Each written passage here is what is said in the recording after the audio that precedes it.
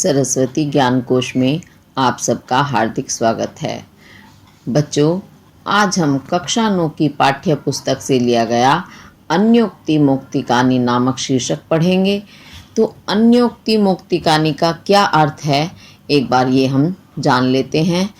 अन्योक्ति शब्द दो शब्दों से मिलकर बना है, अन्य जमा उक्ति। अन्य यानी दूसरे पर उक्ति कही गई बात अन्योक्ति कहलाती है, और मोक्ति कहते हैं मोती को। और मोक्तिकानी शब्द जो है बहुवचन का होने के कारण मोक्तिकानी का अर्थ हो गया बहुत सारे मोती, यानी दूसरों पर कही हुई बात रूपी बहुत सारे मोती।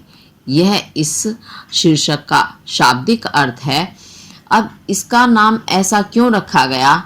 यदि हम किसी से उसके विषय में चाहे अच्छी बात हो या बुरी, अगर सीधे कहते हैं तो बुरी बात होने पर वह व्यक्ति बुरा मान जाएगा, और अच्छी हुई तो हो सकता है उसे बहुत ज़्यादा अहंकार हो जाए अपनी प्रशंसा सुनकर। तो इसलिए अन्य पर डालकर जब बात कही जाती है वही अन्योक्ति कहलाती है, और वह जिस व्यक्ति पर लागू होती है वह भी अच्छे से उस बात को समझ जाता है, क्योंकि सीधे सीधे उसे न कहकर अन्य पर डालकर बात कही गई है। तो इसमें जिस पर बात लागू होती है, जिसके लिए कही जाती है, वह प्रस्तुत कहलाता है, और जिसके ऊपर डाल कर कही जाती है वह अप्रस्तुत कहलाता है। ये इसका आपका शाब्दिक और भावार्थ हुआ। अब हम देखते हैं कि इसमें क्या क्या है। चलिए देखते हैं पहला श्लोक। आपो विमुक्तः क्वचिद आपा एवं क्वचिन्न किंचिद गर्लम क्वचित् च यस्मिन् विमुक्तः प्रभवन्ति मुक्तः पयोद तस्मिन् विमुखः कुतस्त्वम्। तो क्या कहा गया है इसमें कि आप कहते हैं जल विमुक्तः छोड़ा हुआ जल, क्वचित कहीं पर, आप एव जल ही, क्वचिन्ना, जब ये क्वचिन्ना है इसे विच्छेद करेंगे तो बनेगा क्वचित ना, और क्वचित कहीं पर ना नहीं, किंचित कुछ भी, कहीं पर कुछ भी नहीं। गर्लम क्वचित च और क्वचित कहीं पर गर्लम विष। यस्मिन विमुक्तः, यस्मिन जिसमें, विमुक्तः छोड़ा हुआ, मुक्तः मोती, प्रभवन्ति उत्पन्न होते हैं। पयोद हे बादल, तस्मिन उससे, त्वम तुम, कुतः क्यों, विमुखः विमुख हो अर्थात उदासीन हो। तो ये इसका मैंने अभी आपको शाब्दिक अर्थ बताया है। अब इसका भावार्थ समझ लेते हैं। बादल, पयोद यानी बादल, बादल को संबोधित करते हुए कहते हैं कि बादल जब जल को गिराता है तो कहीं पर गिरने पर वह जल जो है जल ही रह जाता है, कहीं पर कुछ भी नहीं होता, और कहीं पर विष बन जाता है, और कहीं पर गिरने पर वहाँ मोतियों के रूप में परिवर्तित हो जाता है। तो इसका कहने का तात्पर्य क्या हुआ? जल जब जल में गिरेगा तो वह क्या रह जाएगा? जल ही रह जाएगा, और कहीं पर कुछ भी नहीं रहेगा। इसका तात्पर्य यह है कि अगर किसी गर्म वस्तु पर, तवे पर, अग्नि में जल गिर जाता है तो वह जलकर नष्ट हो जाता है, वहाँ वह कुछ भी नहीं रहता। और यदि वही जल किसी विषैली वस्तु पर अर्थात सर्प इत्यादि के मुख में गिर जाता है तो वहाँ जाकर वह गरल यानी विष बन जाता है।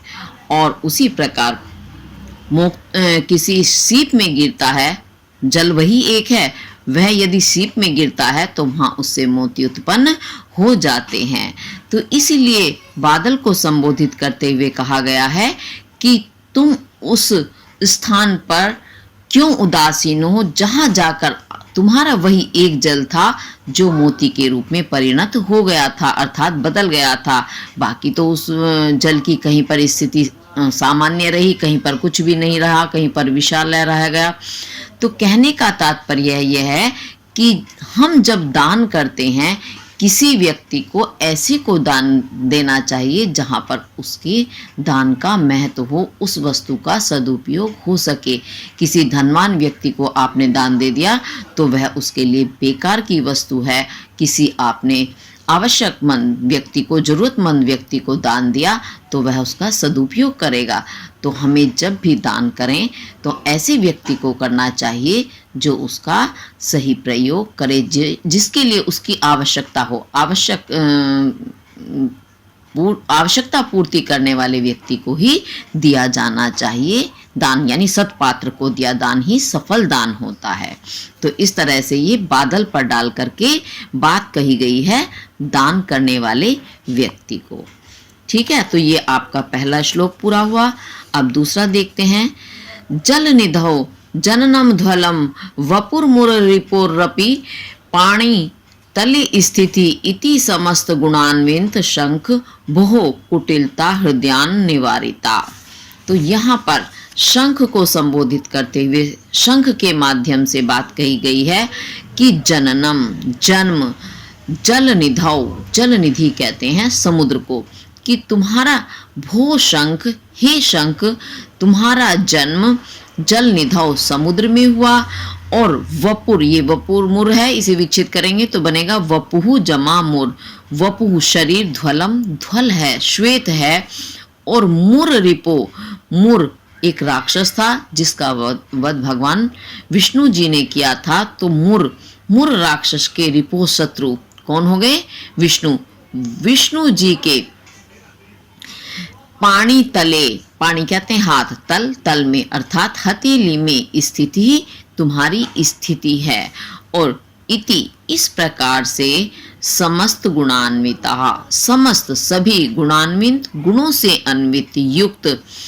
ये हृदयान्न विच्छेद करेंगे तो बनेगा हृदयात जमाना, हृदयात हृदय से, कुटिलता, कुटिलता को, कठोरता को, ना नहीं निवारिता छोड़ा या त्यागा।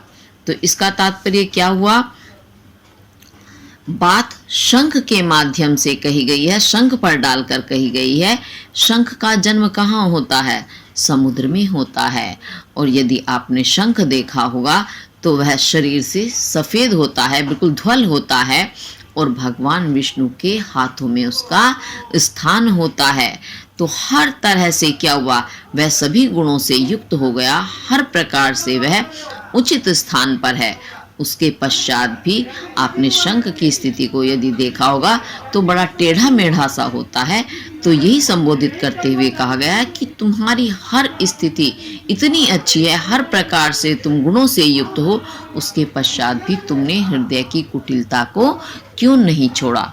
तो कहने का तात्पर्य क्या है कि जो दुष्ट व्यक्ति है, चाहे वो कितनी भी अच्छी संगति में क्यों ना रह ले, परंतु वह अपनी कुटिलता को, अपने दुष्ट स्वभाव को नहीं छोड़ता है। ये इसका आपका शब्दार्थ और भावार्थ हुआ। अब उसके बाद देखते हैं आगे। अलिरयम नलिनी दल मध्यगः कमलिनी मकरंद मदालसः विधिवशात् परदेशम उपागतः कुटज पुष्प रसम बहुमन्यते। अब इसमें जो बात कही गई है वह किसको माध्यम बनाया गया? अली, अली अर्थात भावरा। तो अलिर अयम, इसे विच्छेद करेंगे तो बनेगा अली जमा अयम, अली भावरा, अयम यह भावरा नलिनी मकरंद, कमलिनी के या कमल के मकरंद, मकरंद का, पराग का या रस का, मदालसा मद से अलसा अलसाया हुआ, विधिवशात विधिवश, दुर्भाग्य से, परदेशम पर दूसरे देशम देश में, उपागतः पहुंचा हुआ, कुटज पुष्पम कुटज के पुष्प फूल के रसम रस को, बहुमन्यते बहुत मानता है। अब इसका ये शाब्दिक अर्थ है, भावार्थ देखते हैं। भवरा जो सदैव कमलियों के दल, पंखुड़ियों के बीच में ही सदा निवास करता है, घूमता रहता है और कमलिनी के रस का इतना अधिक पान कर लेता है कि उसके मद से, उसके रस से वह अधिकता से अलसाया रहता है। परंतु हुआ क्या?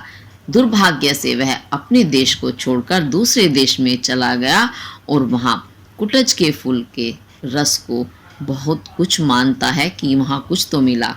तो ये बात जो है भंवरे के माध्यम से किसी परदेसी व्यक्ति के लिए कही गई है जो किसी कारणवश परिस्थितिवश अपने देश को छोड़कर दूसरे देश में चला गया है।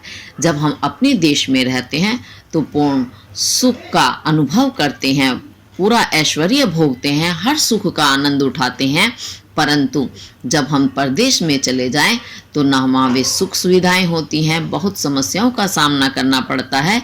जिस प्रकार भंवरा अपने देश में अपने घर में रहता हुआ हमेशा कमलनी के रस का इतना पान करता था कि वो आलस में ही पड़ा रहता था, इतना पेट भर के रस पीता था, परंतु परदेश में जाकर जो कुटज के फूल का, जो कि एक तुच्छ वस्तु है, तुच्छ वस्तु से उसे संतोष करना पड़ा कि उसके फूल को ही बहुत कुछ मानते हुए अपने आप को अहोभाग्य समझ रहा है। तो परदेश में अच्छी स्थिति व्यक्ति की नहीं होती जो अपने देश में होती है। ये इसका आपका भावार्थ है। उसे थोड़े में ही संतोष करना पड़ता है। अब उससे आगे देखते हैं। उर्सी फणिपति शिखी ललाटे शिरसी विभु सुरवाहिनी जटायाम प्रिय सखी कथयामी किम रहस्यम पुरमथनस्य रहो अपि संसदेव। अब यहाँ माता पार्वती को उद्देश्य करके बात कही गई है। तो माता पार्वती क्या कहती हैं, अपनी सखी से बातचीत कर रही हैं। वो अपनी मनोव्यथा बताती हैं कि प्रिय सखी, हे प्रिय सखी, उर्सी, उर्सी कहते हैं हृदय पर, फणिपति, फणि सांपों के पति, स्वामी सर्पों के स्वामी यानी वासुकी राज, शिखी, शिखी कहते हैं अग्नि, ललाटे मस्तक में, मस्तिष्क में शिखी है, अग्नि है, और शिरसी सिर पर विभु चंद्रमा है, और जटायाम जटाओं में सुर वाहिनी, सुर देवताओं की वाहिनी नदी अर्थात गंगा है। तो किम रहस्यम, किम क्या, रहस्यम रहस्य, कथयामी कहूँ किससे, पुरमथनस्य, पुर एक त्रिपुर नाम के राक्षस थे जिसका वध भगवान शिव ने किया था। तो पुर का मथन करने वाले अर्थात पुर का विनाश करने वाले अर्थात भगवान शिव का रहो अपि, रहा कहते हैं एकांत, अपि भी एकांत भी, संसद एव संसद ही है, सभा ही है। ये पार्वती जी अपनी प्रिय सखी से क्या कहती हैं कि भगवान शिव, आपने सबने देखे होंगे, उनकी प्रतिमा अवश्य देखी होगी। तो क्या है, भगवान शिव के गले में हर समय वासुकी राज रहते हैं। उनके मस्तिष्क पर, माथे पर तृतीय नेत्र के रूप में अग्नि विद्यमान रहती है, और जटाओं में सिर पर चंद्रमा आपने देखा होगा निश्चित रूप से रहता है, और उसी प्रकार गंगा नदी सदैव उनकी जटाओं में विराजमान रहती है। तो अपनी सखी से अपने दुख को बताते हुए पार्वती जी कहती हैं कि हे सखी, बताओ मैं अपने मन का कोई बात या अपना कोई रहस्य अगर भगवान शिव से कहूँ तो कैसे कहूँ, क्योंकि उनका तो एकांत भी संसद अर्थात सभा ही है, एकांत में भी इतने सारे जीव उनके साथ विद्यमान रहते हैं। तो ये उन स्त्रियों को माध्यम करके बात कही गई है जिनके पति इतने व्यस्त रहते हैं कि अपनी पत्नियों से उन्हें बात करने का समय ही नहीं होता। हर समय उनके पास कोई ना कोई व्यक्ति रहता है, जरा भी उनके पास पत्नी के लिए अवकाश नहीं होता। अब ये आपका ये वाला श्लोक निश्चित रूप से इसका अर्थ समझ आ गया होगा। अब आगे देखते हैं। एकेन राजहंसेन या शोभा सरसो भवेत न सा वक्र सहस्रेण परस्तीरः वासिना। तो क्या कहा गया है इसमें, एकेन एक राजहंसेन, राजहंस के द्वारा, या जो शोभा सुंदरता सरसो तालाब की भवेत होती है, सा वह परतिस्तीर, परितस यानी चारों ओर, इसे परितस तीर को विच्छेद करेंगे तो बनेगा परितः जमा तीर, परितः चारों ओर तीर, किनारे पर वासिना निवास करने वाले, सहस्रेण हजारों, वका बगलों के द्वारा ना नहीं। तो ये इसका क्या भावार्थ हुआ कि एक ही राजहंस अर्थात श्रेष्ठ हंस जो होता है वही अकेला पूरे तालाब को शोभायमान कर देता है, और भले ही उस तालाब के चारों तरफ हजारों बगले क्यों ना रहते हों, वो भी उस सुंदरता को नहीं कर सकते जो अकेला वह राजहंस कर देता है। तो कहने का तात्पर्य क्या हुआ कि किसी भी वंश में उत्पन्न हुआ एक श्रेष्ठ पुत्र ही बहुत होता है जो उस वंश को सम्मानित करता है, उस कुल का नाम करता है। और यदि उसी वंश में हजारों पुत्र पैदा हो जाएं जो कि निर्गुण हैं, गुणों से रहित हैं, जिनमें कोई भी शुभ लक्षण शुभ गुण नहीं है, वे भी उस हजारों मिलकर भी उस परिवार को शोभायमान सुशोभित नहीं कर सकते, उस वंश का नाम इतना रोशन नहीं कर सकते जितना कि एक गुणी पुत्र कर देता है। तो यहाँ कैसे व्यक्तियों को संबोधित किया गया? जो गुणी हैं वो एक ही बहुत है, और मूर्ख जो हैं हजारों, वे भी व्यर्थ हैं, बेकार हैं, उनके होने का भी कोई लाभ नहीं है। अब ये आपको निश्चित रूप से समझ आ गया होगा। अगर समझना है तो आप कमेंट करके पूछ सकते हैं। अब आगे देखिए, अहम अस्मि नीलकंठस्त्वं खलु तुष्यामि शब्द मात्रेण न अहम जलधर भवतश्चातक इव जीवनम याचे। तो इसमें क्या कहा गया है कि अहम मैं अस्मि हूँ नीलकंठहा, नीलकंठ, नील नीला है कंठ गला जिसका, ऐसे कौन है? भगवान शिव भी हैं, और नीला कंठ मोर का भी होता है। तो यहाँ तात्पर्य मोर से है कि मैं अहम अस्मि मैं हूँ नीलकंठा, नीलकंठ अर्थात मोर, मैं मोर हूँ, खलु निश्चित रूप से, तब तुम्हारे, शब्द मात्रेण शब्द मात्र से ही तुष्यामी संतुष्ट हो जाऊंगा। किसको संबंधित करते हुए कहा गया? जलधर, जल को धर धारण करने वाले अर्थात बादल। हे बादल, अहम ना हमें से विच्छेद करेंगे, बनेगा ना जमा अहम, तो अहम मैं, भवतः आपके, चातक इव चातक के इव समान, जीवनम जीवन ना नहीं याची मांग रहा हूं। तो इसमें क्या कहता है मोर कि हे बादल, मैं तुम्हारे शब्द मात्र से ही संतुष्ट हो जाता हूँ।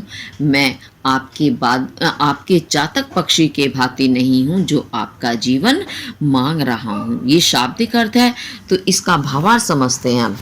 तो कहने का क्या तात्पर्य है? हमारा कोई भी कितना प्रिय व्यक्ति क्यों ना हो, भले ही हम उसे कितना स्नेह करते हो, वो भी हमसे अति स्नेह करता हो, परंतु कभी भी उससे मूल्यवान वस्तु नहीं मांगनी चाहिए। इसी बात को संबोधित करते हुए मोर के माध्यम से बात कही गई है कि तुम जो शब्द करते हो, मैं तुम्हारे उस गर्जना से, तुम्हारा जो गर्जन होता है उसी से ही प्रसन्न होकर के नृत्य करने लगता हूँ, खुश हो जाता हूँ। और जबकि चातक को क्या चाहिए? चातक सदैव बादलों से वर्षा की मांग करता है, क्योंकि उसे उसी वर्षा के जल से अपनी प्यास बुझानी होती है। और बादलों की बहुमूल्य वस्तु क्या है? उनका जल। जब तक बादलों में जल भरा रहता है तब तक ही वे मूल्यवान होते हैं, और जैसे ही वो अपने जल को बरसा देते हैं फिर वो खाली हो जाते हैं, उनके पास कोई भी दौलत धन संपत्ति उनकी अपनी नहीं रह जाती है। तो इसी कारण मोर को माध्यम बना करके ये बात कही गई है कि हमें किसी से कोई भी मूल्यवान वस्तु नहीं मांगनी चाहिए जो उसकी अमूल्य वस्तु हो, क्योंकि उससे क्या होता है, वो स्वयं रिक्त हो जाएगा, तो उसके लिए भी ये कष्टदायक बात ही होगी। तो अब ये आपको निश्चित रूप से समझ आ गया होगा। अब आगे देखते हैं। अग्निदाहिना में दुखम छेदे न निक्षे न वा यत देव मह दुखम गुंजिया सहा तोलनम। इसमें सोना अपनी पीड़ा को बता रहा है। क्या कहता है सोना?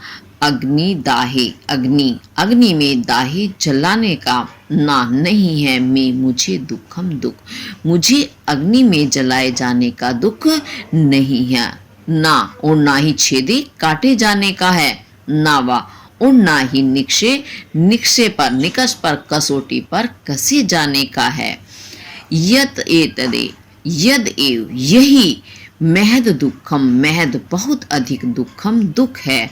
गुंजिया सहा गुंजा के साथ तोलम तोला जाना। तो सोना क्या कहता है कि मुझे अग्नि में जलाया जाता है, दहा जाता है, मुझे उस बात का बिल्कुल भी दुख नहीं है। उसके बाद फिर मुझे छेदा जाता है अर्थात काटा जाता है, इस बात की भी मुझे कोई पीड़ा या दुख नहीं है। और उसके पश्चात क्या होता है, सोने को अग्नि में जलाने पर ताप देने के बाद उसे काटा जाता है और काट करके फिर उसका गहना बनाया जाता है, काट पीट कर फिर उसे कसौटी पर कसा जाता है, खरा उतारा जाता है कि यह वास्तव में शुद्ध है, सही है या नहीं। तो सोना भाई कहता है कि कसौटी पर कसे जाने का भी मुझे कोई दुख नहीं है। और जो यत तदेव यही एक वह महद दुखम महान दुख है, यानी मेरे लिए यही एक दुख की सबसे बड़ी बात है कि मुझे गुंजा के साथ तोला जाता है। तो सोना आप जानते हैं बहुत कीमती धातु होती है और गुंजा क्या है, एक गुंजा जो होता है घुंची भी से बोलते हैं, जो जंगल में पैदा होती है, बड़ी ही तुच्छ वस्तु है। तो प्राचीन काल में क्या होता था, सोने की माप बहुत ही छोटे मात्रा में होती है, तो एक गुंजा का या घुंची का जो वजन होता है वह एक रत्ती का होता है। तो प्राचीन काल में बाट वगैरह तो होते नहीं थे, तो इसलिए उस गुंजा से ही सोने को तोला जाता था। और जबकि यह एक तुच्छ वस्तु है, जंगल में तो पैदा हुई है, साथ में पता है इसका इतना ज़्यादा क्या कहना चाहिए, इसे इतना तुच्छ माना जाता है। ऐसा मानते हैं देहातों में, अक्सर मैंने भी सुना है कि अगर किसी के घर में तुम ये गुंजा डाल दो तो कहते हैं उस घर में लड़ाई हो जाती है। तो ये तो चारित्रिक रूप से भी बहुत ही खराब हो गई। ऐसी उस जो चरित्र में भी इतनी बेकार है, उस ऐसी तुच्छ वस्तु के साथ सोने को तोला जाना सबसे ज़्यादा दुख का कारण उससे लगता है। तो कहने का तात्पर्य क्या हुआ, इसका भावार्थ ये है कि किसी विद्वान व्यक्ति की यदि मूर्ख व्यक्ति या तुच्छ व्यक्ति से तुलना की जाती है, या किसी मूल्यवान वस्तु की तुच्छ वस्तु से तुलना की जाती है, तो उस मूल्यवान वस्तु या विद्वान व्यक्ति के लिए बहुत ही अपमान की बात होती है। तो कम से कम बराबरी का तो होना ही चाहिए। वहाँ बराबरी तो बहुत दूर की बात है, बड़ी ही तुच्छ वस्तु के साथ उसकी तुलना की जा रही है। ये इसका आपका शब्दार्थ और भावार्थ पूरा हुआ। अब आगे देखते हैं, आगे क्या बताया गया है। सुमुखो अपि सुव्रतो अपि सन्मार्गपतितो अपि सन सताम वही पद लग्नो अपि व्यथित्येव कंठका। सु कहते हैं सुंदर, मुख मुख मुख जानते हैं आप, अपि भी सुंदर मुख होने पर भी, सु सुंदर वृत्त चरित्र अपि होने पर भी, सुंदर चरित्र होने पर भी, सन मार्ग पतितो अपि सन अच्छे मार्ग पर पतितो अपि गिरा हुआ भी सन होने पर भी, सताम सज्जनों के, वही शब्द कई बार निश्चित अर्थ में हो जाता है। तो सताम सज्जनों के पाद लग्नो अपि पाद पैरों में, वही निश्चित रूप से सज्जनों के पाद पैर में लग्नो अपि लगा हुआ भी व्यथित ही करता है, पीड़ा ही पहुंचाता है। कौन कंटकः कांटा। तो यहाँ कहने का तात्पर्य क्या हुआ कि कोई व्यक्ति भले ही कितना सुंदर मुख वाला क्यों ना हो, सुव्रत सुंदर व्यवहार वाला क्यों ना हो, भले ही वह कितने भी सुंदर मार्ग पर क्यों ना पड़ा हुआ हो, और यदि वह सज्जनों के पैर में लग जाता है तो पीड़ा ही देता है, उसको पीड़ित ही करता है। यह कांटे का स्वाभाविक गुण होता है, वह अपने उस गुण को कभी नहीं छोड़ सकता। तो इसमें कांटे के माध्यम से ऐसे व्यक्ति को कहा गया है कि जो देखने में भी बड़ा सुंदर है, व्यवहार भी अच्छा करता है और अच्छे मार्ग पर भी चल रहा है, परंतु स्वभाव से वह दुष्ट स्वभाव वाला है। ऐसा व्यक्ति सदैव दूसरों को पीड़ा ही दे सकता है, किसी को सुख नहीं दे सकता। ये इसका भावार्थ हुआ। तो ऐसे दुष्ट व्यक्तियों से हमें दूर ही रहना चाहिए। अब उसके बाद देखते हैं आगे क्या है। अयि त्यक्तासी कस्तूरी पामरहि पंकशंकया अलम खेदेन भूपाला किम न संति महितले। कस्तूरी, यह कस्तूरी को संबोधित करते हुए कस्तूरी के माध्यम से कहा गया है श्रेष्ठ लोगों के लिए कि कस्तूरी, हे कस्तूरी, अयि अरि, अरि कस्तूरी त्यक्तासी, त्यक्तासी अर्थात त्याग दी गई हो। किसके द्वारा? पामरही, मूर्खों के द्वारा। पंक शंक्या, पंक कीचड़ की शंक्या, शंका से, कीचड़ की शंका से पामरई, मूर्ख लोगों के द्वारा, नीच लोगों के द्वारा त्यक्तासी त्याग दी गई हो। अलम, बस करो, खेदेन दुख से, अब दुखी होने से बस करो। किम, क्या, मही तले, मही तल पर, पृथ्वी तल पर, भूपालहा, भूपाल कहते हैं राजा, नासंती नहीं है, अर्थात इस पृथ्वी पर कोई राजा नहीं रह गए हैं, अर्थात निश्चित रूप से हैं। ये इसका शाब्दिक अर्थ है। अब इसको मैं आपको अपने शब्दों में बता देती हूँ एक बार। कस्तूरी बहुत ही मूल्यवान एक द्रव्य होता है। एक कस्तूरी नाम का हिरण होता है जिसकी नाभि में एक द्रव्य निकलता है जो बड़ा ही सुगंधित द्रव्य होता है, उसे ही कस्तूरी कहते हैं। तो जो मूर्ख लोग होते हैं जिसे उस कस्तूरी के कोई महत्व का नहीं पता होता, जिन्हें भान नहीं है कि यह कितनी कीमती वस्तु है, तो उसे कीचड़ समझकर वो त्याग देते हैं, छोड़ देते हैं। तो कस्तूरी को संबोधित करते हुए यही कहा गया है कि तुम्हें जिन नीच लोगों ने, मूर्ख लोगों ने कीचड़ समझकर छोड़ दिया है, तुम उसके लिए बिल्कुल भी दुखी मत हो। क्यों? जिन्हें ज्ञान ही नहीं है वो उस चीज की कीमत को क्या जानेंगे। क्या पृथ्वी पर राजा नहीं रह गए हैं? अर्थात राजा से तात्पर्य विद्वान। पृथ्वी पर बहुत विद्वान लोग हैं जो कीमती वस्तु का, मूल्यवान वस्तु का महत्व समझते हैं, जानते हैं। तो फिर क्यों उन व्यक्तियों के लिए दुख करना जिनको उसका महत्व ही नहीं पता। तो कहने का तात्पर्य है जो कीमती या मूल्यवान वस्तु है उसे कभी भी विद्वान लोगों को अपने लिए दुख नहीं करना चाहिए, क्योंकि उनके सम्मान के लिए इस पृथ्वी पर अनेक विद्वान व्यक्ति बैठे हुए हैं। उनकी कीमत आंकने के लिए अगर कोई नीच व्यक्ति अपमान कर देता है तो उसका हमें कभी भी दुख नहीं करना चाहिए। ये आपका शब्दार्थ और भावार्थ पूरा हुआ। इसी के साथ आपका ये अन्योक्ति मुक्त कहानी जो पाठ है ये पूरा हुआ। इसके सभी कार्य आप बहुत ध्यान से करेंगे और वीडियो पसंद आती है तो लाइक, शेयर और सब्सक्राइब अवश्य करें। धन्यवाद।